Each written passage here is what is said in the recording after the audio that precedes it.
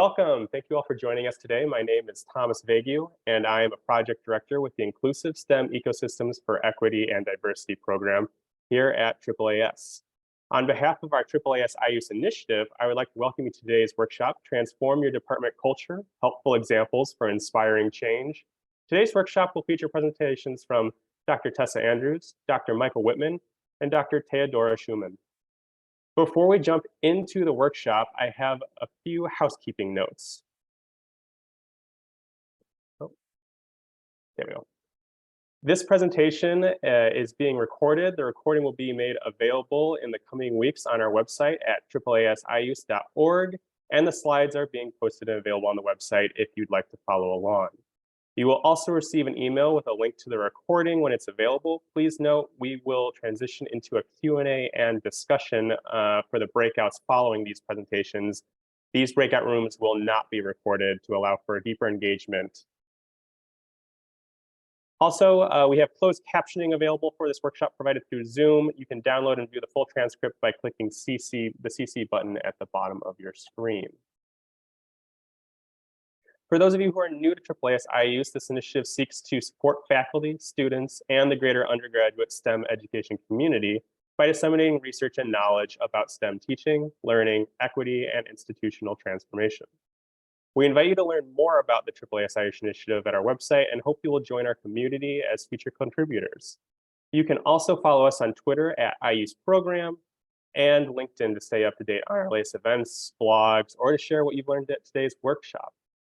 So now we will shift over to our first presentation of the day. Without further ado, I would like to welcome Dr. Tessa Andrews, Associate Professor in the Department of Genetics and core member of the Scientists Engaged in Education Research at the University of Georgia. So Tessa, over to you. Thank you very much. I'm just going to share my screens here. All right, good morning, good afternoon, everyone. I want to express my particular appreciation for those of you who are joining us during finals week or as your grading is piling on. I know this can be a tough time of the semester, so I'm very grateful to have you here. I am one representative of a very large and wonderful team of change agents and researchers at the University of Georgia. The PIs and mentees are shown here, and Dr. Paula Lemons, who is the lead PI of this project, is joining us as well and will be in the breakout room later. So I'm going to tell you today about some work we have done to transform teaching evaluation in collaboration with STEM department chairs. So just a quick overview of how this quick talk is going to go today. I want to first just lay out for you why it is we aim to reform teaching evaluation. I'm going to really briefly tell you about the intervention we've used. I'm going to give you like a snapshot of some of what we've learned through our research on this intervention. And then I wanted to make some resources available in case you were interested in learning more about teaching evaluation reform. All right, so jumping right in to talk about why it is we aim to reform teaching evaluation. So our project is based on this idea that if we're going to improve teaching in undergraduate STEM education, we have to improve how we evaluate teaching. So right now, most universities, and I think this is especially true at research-intensive institutions, rely solely on student course evaluations to evaluate teaching. And most of us can call to mind numerous problems with this particular form of evaluation, but some of the highlights are that it can be quite biased against people with certain identities or certain types of classes. Another notable problem with student course evaluations is that the evaluations students provide often don't correlate with their learning in the course. And then lastly, student evaluations may be able to highlight problems in a course, but students are often not well equipped to suggest ways in which the course could be improved. So instructors are not always getting the feedback they need to actually teach more effectively. So there are some problems with how we're doing this currently. And this matters because we really need adequate teaching evaluation if we are going to reward effective teaching. And rewarding effective teaching is a really important part of achieving the sort of widespread, deep reform many of us are hoping for in STEM education. Everyone responds to the reward systems in the systems in which they work, and faculty are no exception to that. So if we want to see a certain type of teaching, we need to reward that type of teaching. And we can't reward something that we don't have the evaluation systems to recognize. So with all of this in mind, we work with STEM departments to try to reimagine the approaches they use to evaluate teaching. And in particular, we advocate that robust evaluation needs to rely on multiple perspectives. So we are maybe most of us most familiar with what we could call the student voice or the student perspective. Course evaluations are the most common form of that, but I've listed some other very useful ways to gather the student perspective and experiences as well. Then I'll add on to that a peer voice. So trained peers can provide observations of classrooms and review of class materials and are often a little better positioned than students to provide constructive feedback about how someone might improve or refine their teaching. And then finally, another critical perspective in evaluating teaching is that of the instructor themselves. So it is instructors who are positioned to tell us what goals they have for their teaching, what reforms they undertook, and how that went. And this voice often relies on the other two voices. So this is where the instructor can reflect on the information they're receiving from students and the feedback from peers and discuss what is going well in their teaching and what changes they intend to undertake. So collectively, these provide a much more holistic view of someone's teaching effectiveness than our student course evaluations alone. So we work with departments to move toward relying on all three of these voices using robust and equitable kind of practices for each. And so we do that by convening department chairs. We opted to work with departments because the department is really the most important organizational unit for faculty. So departments hire faculty, they're often responsible for much of the mentoring, they evaluate faculty, they reward faculty. So it's a very important unit from the perspective of faculty decision-making. And we opted to work with department chairs because teaching evaluation are department level practices often. And so chairs are positioned to lead that sort of change or to gatekeep that sort of change. And so we were interested in bringing chairs on board as we aimed to shift the practices within their department. So I'm going to tell you about work we did in kind of the first 3 years of the project. We gathered 12 STEM department chairs at the University of Georgia for facilitated meetings about 5 times per year. Since then, we have expanded to a greater number of department chairs, but what I'll report today is based on this initial group of 12.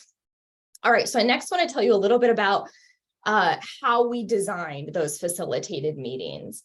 And in doing so, we used a few different perspectives on how change occurs. So this comes from fields like organizational change and organizational psychology and thinking about what is change and how do we achieve change.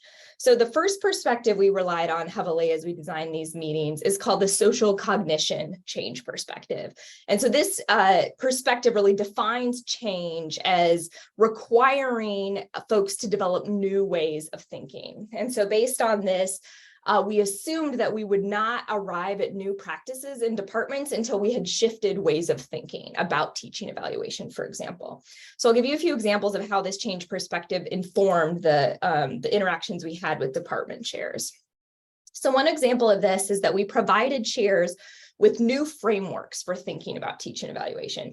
And one of the most powerful frameworks we offered them was this 3-voice framework that I already introduced you to. So simply offering that teaching evaluation could rely on these different perspectives and then learning something about those perspectives really expanded the way that department chairs thought about teaching evaluation. We also invited chairs to share regularly what they were or had done in their own departments. And this was powerful because most department chairs, at least at our institution, don't have a ton of opportunities to talk to other department chairs about substantive things like this. And so they aren't aware of what's going on in other departments. And so hearing the stories from other folks expanded their view of what was possible. Another really important change perspective we relied on is a cultural change perspective. And this way of thinking about change really states that change requires recognizing and challenging underlying values and assumptions, and then forming new practices. And so this cultural perspective recognizes that when we have groups of people that work together, they have certain ways of thinking and behaving that are common to the group. And those kind of that culture influences what can happen and what can't happen, what's considered prestigious and what isn't. And so we aimed to start working with chairs to shift the culture in their department. So I'll just give 2 examples of how we did that. So we really needed to start uncovering some of the underlying values and assumptions related to teaching evaluation. And so we used pretty targeted questions to do that. And then we also we needed to use pretty direct facilitation. So an example of a question we asked at a meeting was, how do your department's current policies and practices help when student learning is not going well in courses in your department? And this question worked well because everyone can agree that a goal of a course is that students learn. And every head also quickly recognized that they really weren't well equipped to determine when student learning wasn't going well in the classroom, nor to know what to do about it at that point. And then we also engaged chairs in self-assessment of their departmental practices. So what I'm about to flash up on the screen has a lot of words, and I want you to resist the urge to read them. I'm going to point you toward this resource later, and you can read it in depth. I hope you will. But we needed a self-assessment tool for teaching evaluation practices, and there wasn't one that existed. So we built one, and it had 2 major components. One was we used kind of everything out there we could find, including the research literature, to develop a list of target practices, sort of best practices for each of the voices. So best practices for student voice, peer voice, self-voice. Most of our departments did not have any of those target practices in place when we started working with them. So if we showed them that list, we worried they'd be quite discouraged. So we also built another page, which is what I'm going to show you. And it describes sort of 3 levels that their department might find itself, where the practices fell short of the target practices in some way. And so you can see down here in the corner, it lets you know this is for student voice. And the 3 boxes are sort of 3, we didn't want to call them levels, but 3 kind of degree of practices that departments had. And in reading these and then looking at the target practices, department heads were able to recognize first have a kind of a honest picture of where their practices were right now and recognize some of the shortcomings of the ways that they were doing things. So this really helped us sort of recognizing what was going on and having a vision for going forward. Okay, we've done quite a bit of research to kind of understand what's happening in this process. And I'm going to tell you about that really much too briefly. So just in brief, we have recorded all of the meetings. That provides information from very authentic interactions among department chairs and facilitators. We also do one-on-one interviews with department chairs, which provides more targeted and comprehensive information. We use these data collectively to create profiles of each of our department chairs across time to kind of try to understand their thinking in relation to teaching evaluation and departmental change. And then we used a systematic approach to characterize their teaching evaluation practices in the department before they got involved and then 3 years in. And I'm only going to be able to give you kind of just a brief glimpse at what we have found so far. So first of all, I wanted to tell you a little bit about what we've learned about collaborating with department chairs. So first of all, we've learned that a really important part of our meetings is creating space for thought and learning, and then doing what we can to kind of compel reflection. So we learned early on that department heads do not have time to think. They are constantly reacting and putting out fires, and they don't have a lot of space for more proactive planning.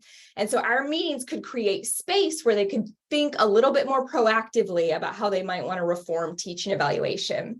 And we also found that some were highly self-reflective and some were less so. And so we needed to structure our meetings to really kind of compel the sort of reflection we were looking for.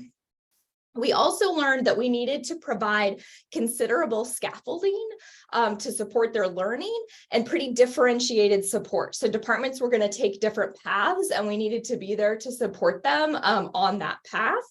And we learned that they weren't going to do anything in between meetings. They are just too busy. And so we couldn't say, go away and learn about peer observation protocols. We needed to bring the protocol into the meeting and create structured questions to walk them through thinking about it and what it might mean for their department.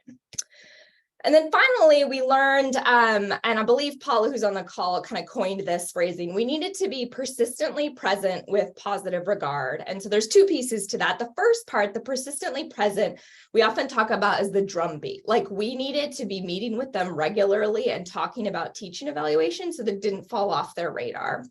And the positive regard is really remaining, making very positive assumptions about the folks we were working with, that they believe in students, that they want to support students and faculty, and they want evaluation to be robust and equitable, even if they're not making any progress. And change is hard, so it was important that we maintain that. Okay, so I want to tell you about the change that we found after 3 years. So 5 departments made no significant changes in their teaching evaluation practices. 2 departments added self-reflections. They added the instructor voice onto what they had done before. They did it with quite limited structure, not really reaching the target practices we hoped we were aiming them toward. And then 4 departments changed multiple voices using quite a few best practices. So we were very excited about the departments that had made a lot of progress. Admittedly, we hoped to see more progress in some of the other departments as well. And so some of our research has focused on what's the difference here? What is it that's facilitating some chairs and departments in making change that is less true in these other departments? So I want to just share a few of those insights with you. So first of all, department chairs who saw a clear need for change achieved more change. This feels like a very kind of finding, but it turned out to track really well. So those who made the most change saw teaching evaluation as an important shift that needed to be made. So here's an example of that. This head said, we have an amazing research enterprise here, but sometimes teaching is sort of viewed as a necessary evil, or it's like a bitter pill to swallow. I think that developing a system for evaluation is a way to positively highlight the importance of that job and the value that we place on teaching in the department and in the university. So this person was interested in elevating teaching within their department, and they saw teaching evaluation as a way to do that. Department heads who were not convinced of the need for better teaching evaluation didn't change teaching evaluation. We also found that the department chairs who made the most progress actually handed off the baton, so to speak, to someone else. So they empowered a member of their faculty to lead the development and piloting of new practices, and they made way more progress. And so that required a few things of them. They needed to be willing to delegate work to someone else, and they needed to be willing to then advocate for that change with their faculty. They also needed to have willing and knowledgeable faculty to lead this work, or someone willing to become knowledgeable to lead the work. I wanted to share 2 things that turned out not to be barriers to change because they were commonly proposed as something that would be a barrier to change, but in fact were not. So every department head anticipated faculty resistance to changing teaching evaluation. That was ubiquitous. Some of them had a clear idea of how they could navigate and mitigate resistance. Others felt quite stymied by resistance and didn't know how to move forward. All department chairs also had concerns about the time that new teaching evaluation practices would take. They knew their faculty already felt overburdened, and they worried what kind of time would be necessary. Those who saw a strong need for change were willing to kind of push past that concern and learn a little bit more about what it would take to do things differently, and then often found that the time the cost of time was relatively small relative to the benefit they expected their faculty and department to accrue as a result of making these changes. All right, so I want to highlight just kind of 2 ways we've moved forward. So first of all, Since kind of observing this baton handing pattern, we've now made that a part of how we work with every department. So we now ask all department chairs to identify a faculty leader, and we actually convene those faculty leaders together to work, collaborate, and learn from each other and lead the building and piloting of new practices. So the department chairs primarily are learners and then advocates, and the faculty leaders actually do the bulk of the work. We also are studying leadership a little more closely. So this idea that everyone perceived resistance and some knew how to deal with it and some didn't made us start to wonder about the differences in leadership abilities across chairs, and whether there were certain ways of thinking that were supportive of change or certain ways of approaching and leading change. So we're investigating that with our data now. And then I just want to leave you with some resources. So the self-evaluation that I showed you earlier, we call the whole packet of that the GATES, the Guide to Advanced Teaching Evaluation. This QR code will take you to a Google Doc that has a link immediately to that paper, as well as to a few websites that have a slew of resources for teaching evaluation reform, and some other work from our group. Don't worry if you didn't get the QR code. It's on this page too, same QR code to the same document. I just want to say thank you to all the folks we've worked at. We have a wonderful group of faculty and chairs at the University of Georgia who show tremendous commitment, and we have been grateful to get to work with them. And then also to the National Science Foundation for funding. And I will be asking you to discuss these questions in the breakout room later if you choose to join that breakout room. Thank you so much for sharing your work with us, Dr. Andrews. I'd like to now welcome our next speaker, Dr. Michael Wittmann, Head of Education at the American Physical Society and Project Director for Effective Practices and Physics Programs Initiative, the Physics Teacher Education Coalition, and the APS Bridge Program. So, Dr. Wittmann, over to you. All right, thank you everybody, and good afternoon, good evening if you're over on the European side of things, and I guess still good morning to those of you on the West Coast. I am here to talk about the EP3 initiative, which is a project that I stepped into when I joined APS 2 years ago, and the co-chairs, I can't say enough about them. David Craig and Mike Jackson have just been absolutely fabulous. Now, the EP3 stands for Effective Practices for Physics Programs. E times P times P times P is EP cubed, EP3. It's a thing that physicists do with acronyms. But the real question is, why do we need a guide for something that's going on in academia? And I really want to highlight and thank Tessa for what she said, because it's like she set me up for this, pointing out that departments are the location of change, but the question is, how do we help them? Chairs, they're overwhelmed. They don't have time to think.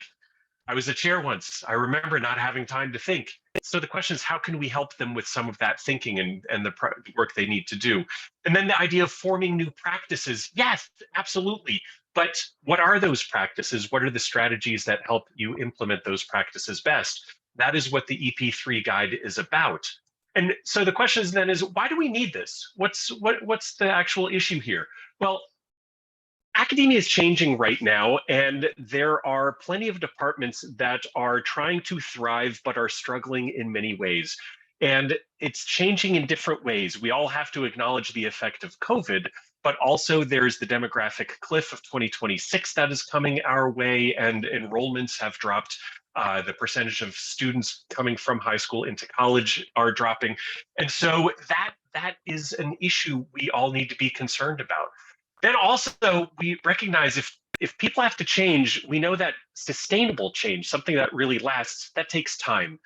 Good self-reflection requires data. It requires evidence. When you take action, you can't have it imposed on you by other people. You have to own it. You have to have agency.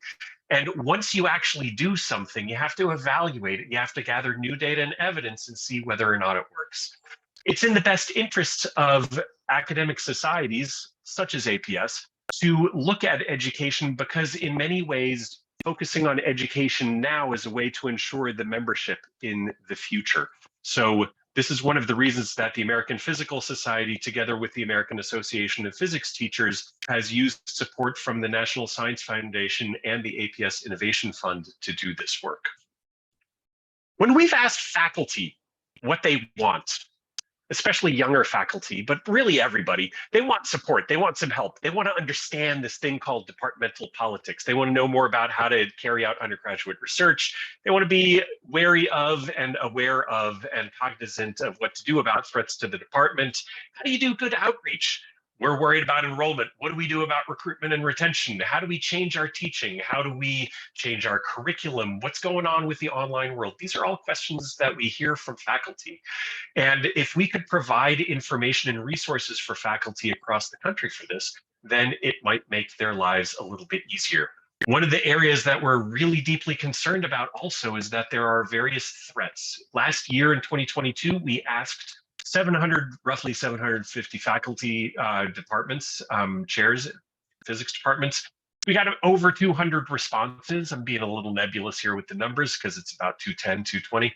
And we found out that about 75% of the departments were experiencing what we were calling moderate threats, low enrollments with students that were threatening their existence, reduction in faculty lines, budget cuts, reductions in staff, things like that.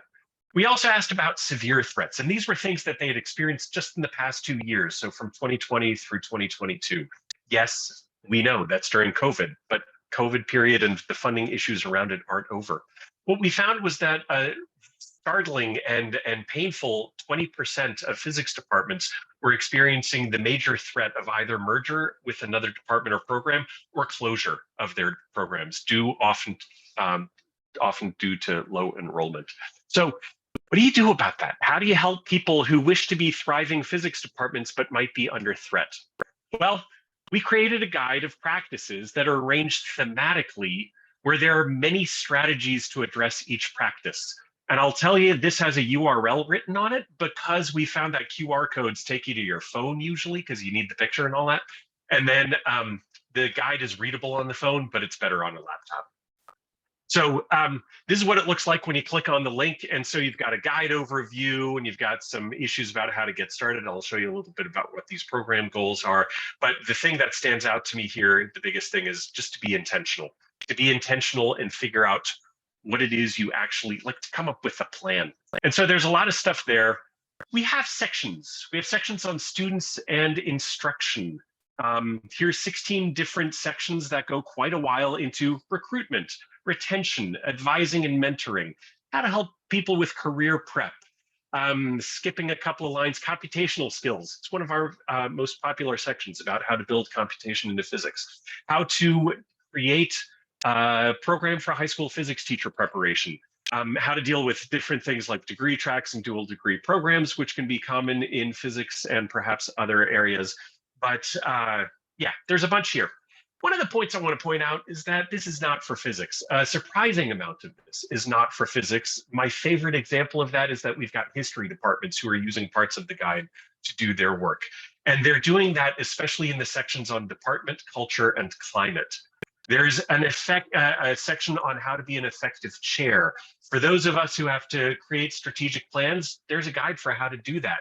Foundational documents like mission and vision things. Department culture and climate's a really big thing. Equity, diversity, and inclusion, something we all worry about and which I'll talk about in just a second.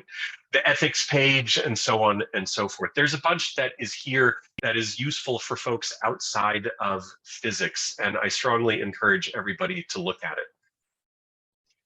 One of the issues that we find, of course, is that when you've got a real problem, like you want to increase the number of your majors or you want to meet the needs of diverse students, if you go back and think about all those pink boxes that were there, well, to meet the needs of diverse students, you need to do a lot. You got to worry about your recruitment, about your retention, about your advising, your culture and climate in the department. All those pages come together. So one thing that we've done is that we have these program goal maps that allow you to see all of the different areas where something might be useful. And then when you actually click on one of those pink boxes, what do you get? Some preamble material. And then you have a section where here's one of the effective practices in thematically, if you want to develop a comprehensive and collaborative recruiting plan and review it regularly, what's one of the practices? Well, get everybody in your department involved and your administration in on the plan. And then we have a variety of strategies that can be put in there. Click on any of the links at ep3guide.org and you'll see many, many more examples. This is just one screenshot. So you have a guide.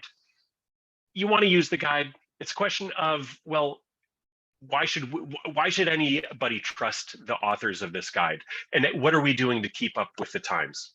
We have a pretty complicated development process, I should say. So you start off with some contributions in the upper left. You get, let's call it 3, it could be more, it's never less than 3.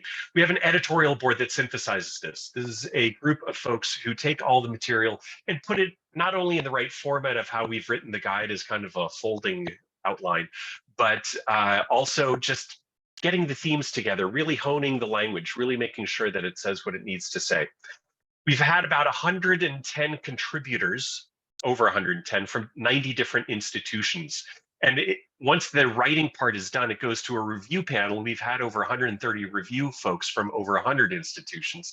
And the initial contributors get to review the material, plus 3 new independent reviewers. And then from there, it goes to the editorial director who incorporates all the feedback, makes revisions. The editorial board looks at it again. Copy editor and the editorial director look at it again. So many, many feedback loops, and it finally gets published. We've published 27 chapters or sections right now, and we have, another 8 to go. So we're in the process of finishing up. To describe that process ever so slightly differently, maybe some of the names that are going to be stated here who are partially in physics and partially not. Let me describe to you the section on the guide section on equity, diversity and inclusion. Combining those 2 words, I apologize.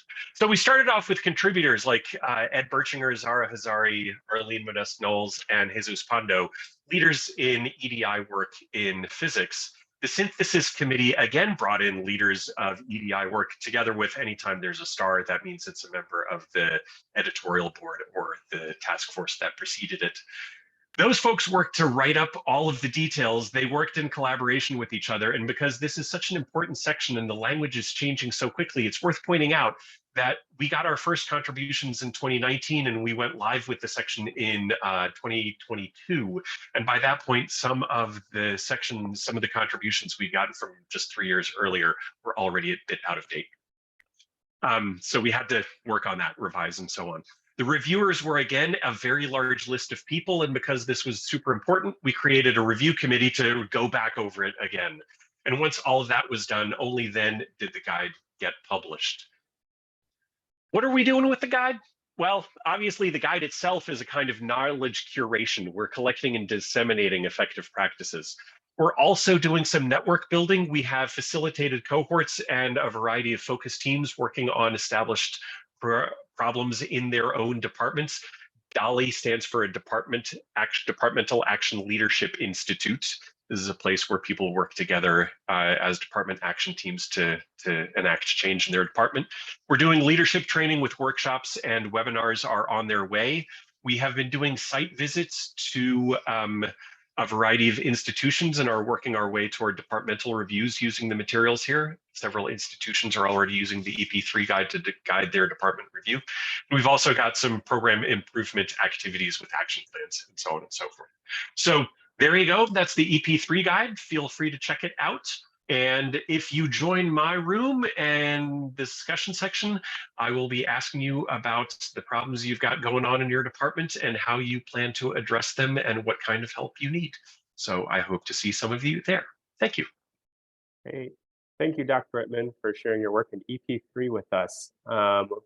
We're going to keep things moving along now, and I'd like to welcome our next speaker up, Dr. Shuman, professor and chair in the Mechanical Engineering Department at Seattle University. She also serves as the PI on the NSF IUS grant Revolutionizing Engineering Education Through Industry Immersion and a Focus on Identity. So Dr. Shuman, over to you. Hello, everybody. So the title that what I'm trying to talk about here is Revolutionizing an Engineering Department by Changing Its Culture. And I'm a department chair and professor of mechanical engineering at Seattle U. So I want to just recognize quickly my team. This is the department up on top, and then what we call the red team. These are the 5 co-PIs on the grant. Professor Kathy Cook on the left, chair of psychology department at CLU. Dr. Jennifer Turns, she's associate chair of Department of Human-Centered Design at the University of Washington. Dr. Yen-Lin Han and Dr. Greg Mason and myself from the CLU Mechanical Engineering Department. So when we got this grant in 2017, we were very excited. We started to talk to some students, started to talk with some faculty, and we kind of started to put together in words some vision for this grant, which is that students, staff, and faculty are immersed in a culture of doing engineering with engineers while fostering identity of becoming an engineer and of being an engineer. So that was all very wonderful and everything, but question is, how do you actually implement this, and how do you make it work? Well, one thing is for sure that this was a very big grant. It was almost $2 million, and it was multifaceted. So sort of in the center of it was what we hoped was the students doing engineering with engineers, but they're supported by the mechanical engineering faculty and staff, by the red team, by the facilities, administration. We had to hire an industry advisor. We increased the number of industry partners that we had. At that time, the DEI practices started to become important and talked about. And then, of course, 3 years later, the pandemic hit. So lots of things were happening there. But, we kept going, and we did end up changing our culture. And so that is what I want to start talking about here, is how can we do that? And I'll give you some examples of how we actually made it happen. So culture change, in my opinion, is a long design project. What that means is, you have the modeling, you have the experimentation, prototyping, iterations, etc., and it keeps, working its way until you get to some result that you're happy with. It is changed through doing, through interactions. But I want to say something here. A lot of people, when they say, oh, you have to change your culture, they immediately say, oh, this is going to be more work. I don't have time for this, And I have to say that culture change does not have to be more work, but it could be more meaningful work, more inspiring work, more something that we would really love to work on. And so when you're doing something you really love to work, and you take out the stuff you don't, it does not need to be more work. So if that's something to remember, please do. Now, how did we do this? Well, first of all, we acknowledged and celebrated what we are good at. And then we also research and identify problems. And we all know every group of people is going to have problems, whether it's a research group, whether it's a department, whether it's a committee of some kind. Everybody's going to have a problem. And we approach this problem solving as together. So we, talked faculty, involved staff, students, alumni, industry, as many people as we could to help us solve the problem.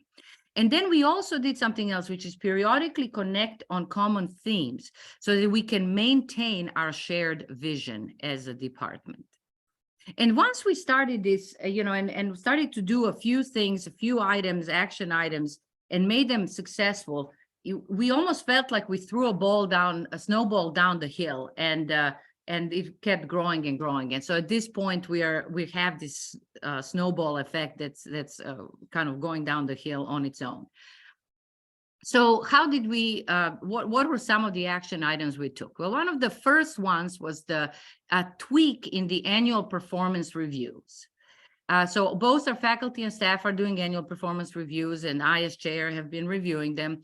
And what I did is I invited them to include the grant-related activities in their APRs, in their annual performance reviews. And then I celebrated the efforts. And then I also encourage each faculty and staff to pursue their passions. We are all a little different. We all have different passions, but if we all go in that direction that will make us fulfilled and happy, people will be more likely to do it. And then also, together with the department, we decided to offer financial support for training relevant to the grant. And this APR was really a catalyst for change. Many of the pedagogical and DI trainings that faculty did were instigated through this APR process. But I have to say, people started to do some changes and so on, but it was small. It was not revolutionizing. And don't forget, RED stands for revolutionizing. So we had to do something else. So in the second year, very beginning of the second year, during a retreat, a summer retreat, Dr. Jennifer Turns invited us all for a 2-hour session in which we were going to discuss our mission statement. And she started the meeting with asking the faculty and the staff, what is something about the department of which you're proud, and what makes your department distinct from others? And these are positive questions, positive thoughts, and we started to work on them and talk about them and really spark the discussion. And then she asked us, well, now read your current mission statement. What do you remember from it, and how does it fit in what you just talked about?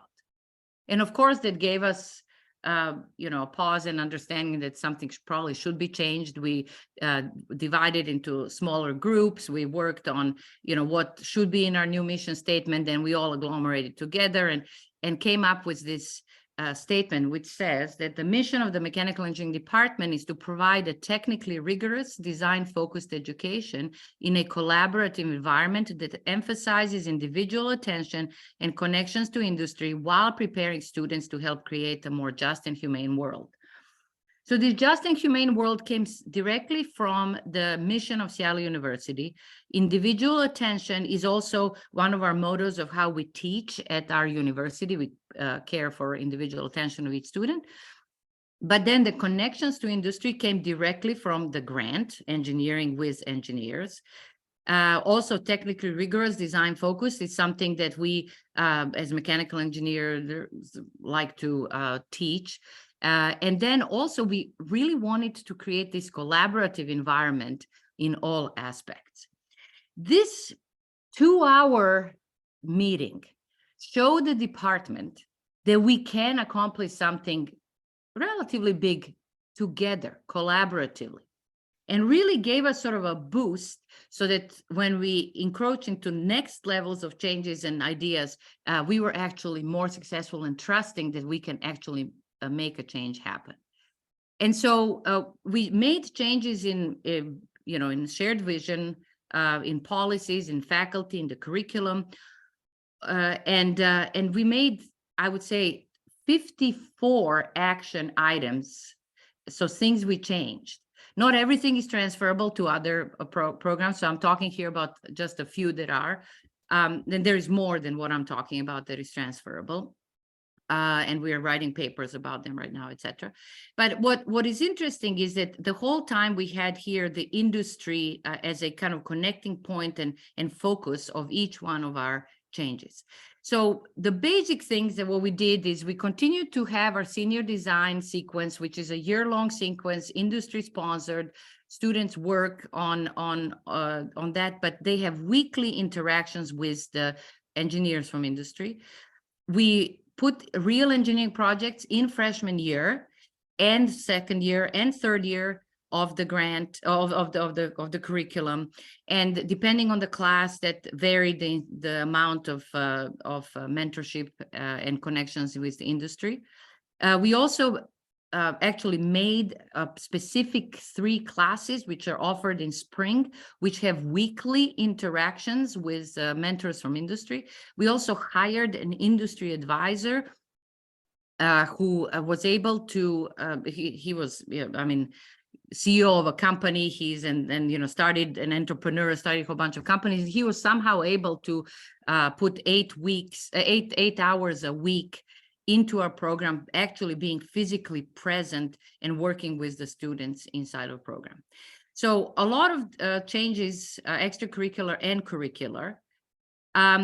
But how did we get there? And so in the beginning, when we started to talk about our curriculum, we looked at where we have design, and we said, okay, these are the two places in year 1 and year 4 of the studies. But really, people didn't want to make a big change. Why would they change? They like their classes. It's hard to make them make a change. Well, that's where data came to play. In the first year, we did implicit association tests with the students. We showed that both genders perceive engineering as a male field. We also looked at women and URMs identify less strongly with engineering than males, which of course told us that, you know, when gender roles and occupations don't match, women may experience identity conflict. And that may be a reason why there's a disproportionate attrition of women from STEM fields. And then on top of that, our external evaluator did a lot of interviews with students and reported there was exclusion of some of the students in mostly extracurricular activities, but also in the curricular activities.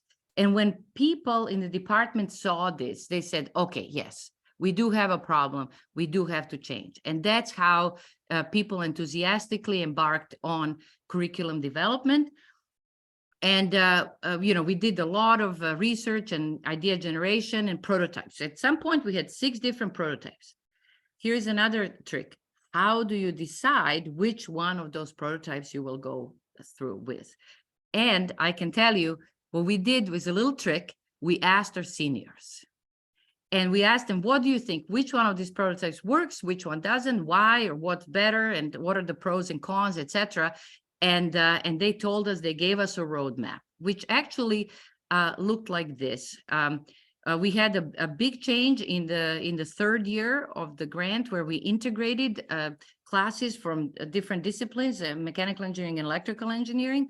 And also we did this vertical integration of design projects with industry mentors in year 1, 2, and 3. And let me just briefly give you an idea what we did there. This may be transferable to other places. So we had a design class of first-year students, second-year students, third-year students that had some classroom instruction with the professors. But then we grouped them into teams, and teams were made from first year, second year, and third year students. So one team would have students from all 3 groups. And then they were, of course, mentored by the faculty. And then each design project was also mentored by people from industry. So what that did is helped students, you know, feel more connected with people from different cohorts of students, freshmen, second, third year students, and then also have this industry exposure that they loved. They loved the connection they could have and talk technically with mentors. They want more of them, and they want mentors to actually mentor them also professionally, etc. So this was one of the big things that students really celebrated in our change. So as I mentioned, there was 54 action items that we did, and I just mentioned here only a few. And so, you know, and you know, how do we continue on with the changes that we started, and how do we keep on doing? So what we did is we asked ourselves in the 5th year of the grant, the beginning of the 5th year, is how can we keep and sustain this going forward?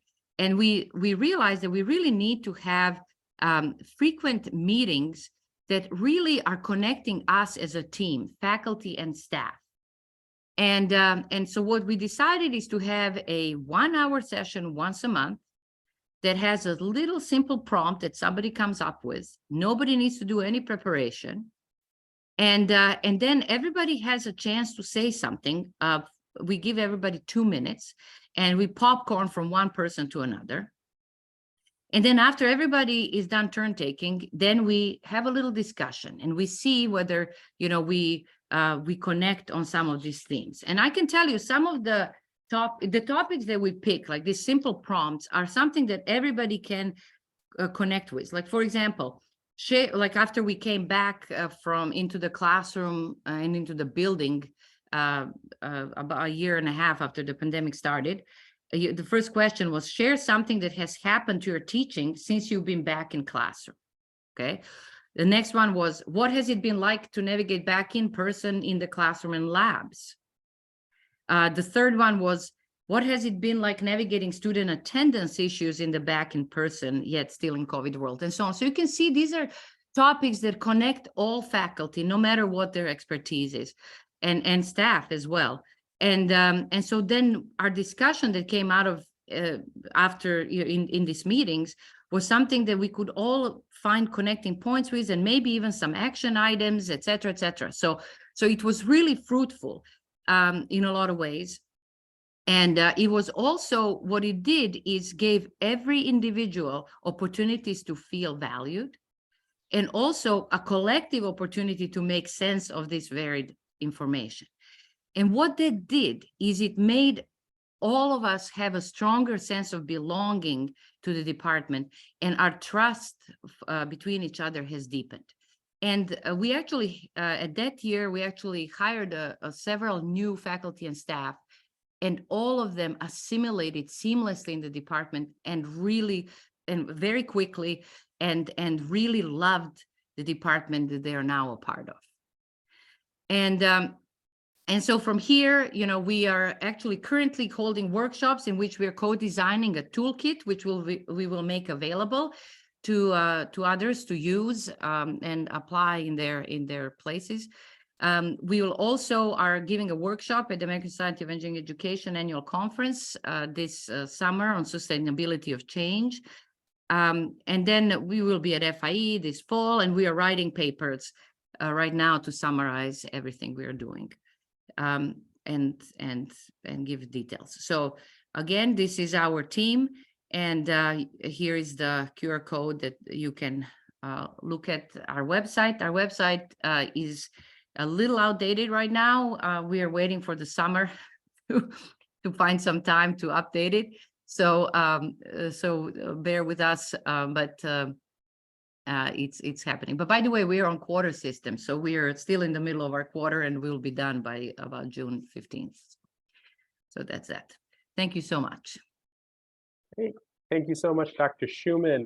We are going to now switch gears. We will transition everyone to breakout sessions to go over some discussion questions that each of the presenters have, and also have some Q&A.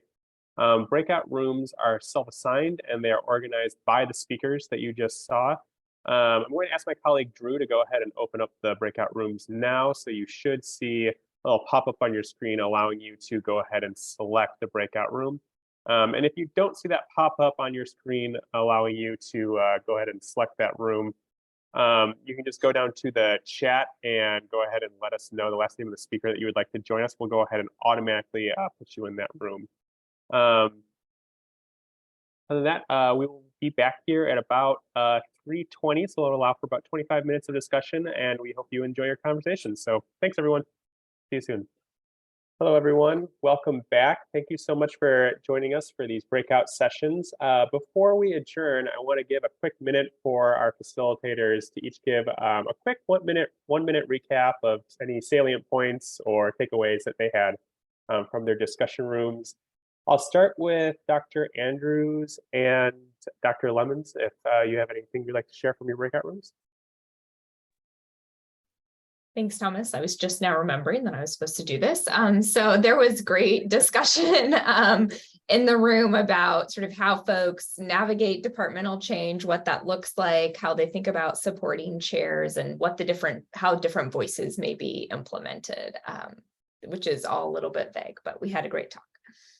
That's great. Yeah, we'd like to keep everyone on their toes.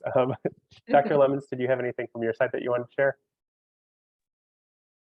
I don't think too much to add. I think there were some interesting questions that led us to think about the interactions across levels of the institution.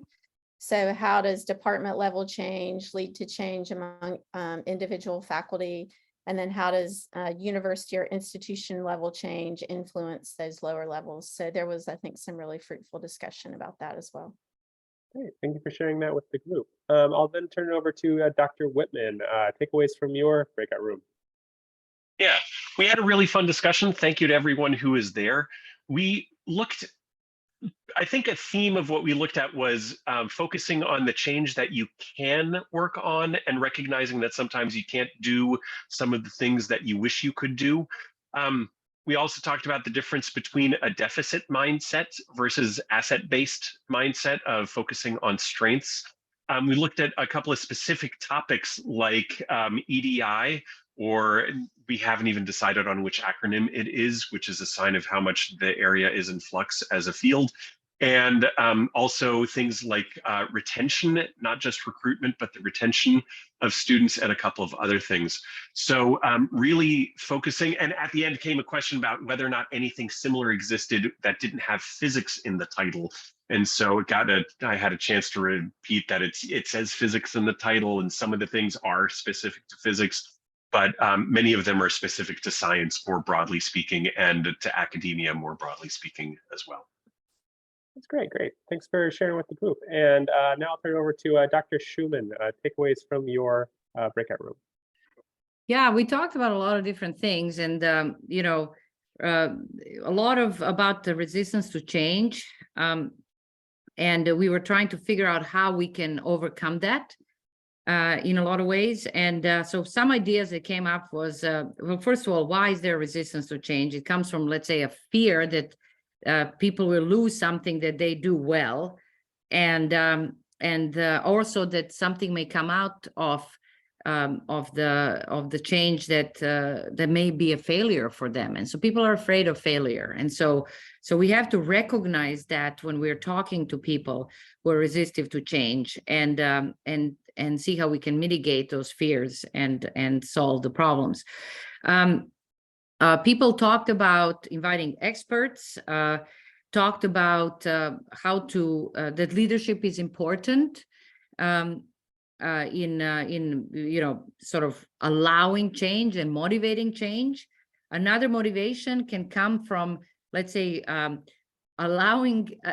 finding ways to actually make public certain achievements and certain things that people do. And so what happens is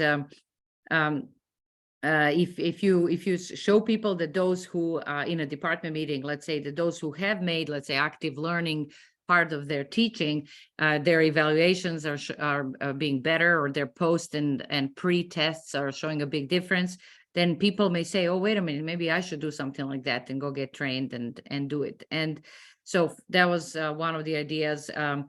So another one was, for example, in a department meeting, every single department meeting spend about 20 to 30 minutes on DEIJ issues, and mostly treat them as reflective exercises as opposed to something that you make people do. So let people actually come up to their own sort of moving forward ways. Etc. So many other things, but those were sort of the summaries. Great takeaways. Well, I just want to say, please join me in thanking all of our speakers and facilitators for being here today and sharing their work with us. Also, thank you to the rest of our AAAS IU's team for all the work that they do. And thank you to all of you that joined us today to participate in this workshop and stay on for the breakout rooms. This will be the last of our spring series of workshops, but we'll be starting back up again in the fall. So look out for emails coming out this summer with our fall workshop schedule. We do have a survey link, which we are posting in the chat, and we're also sending via email. It only takes a short minute, but please do fill it out. We love that feedback. It really helps us as we shape these for the future. And additionally, a recording of this presentation will be sent around in the coming weeks. So once again, thank you all for joining us today. We look forward to seeing you later in the year when these workshops resume. And as always, we look forward to engaging with you and learning from you, our IU's community. So thanks again, and have a nice summer.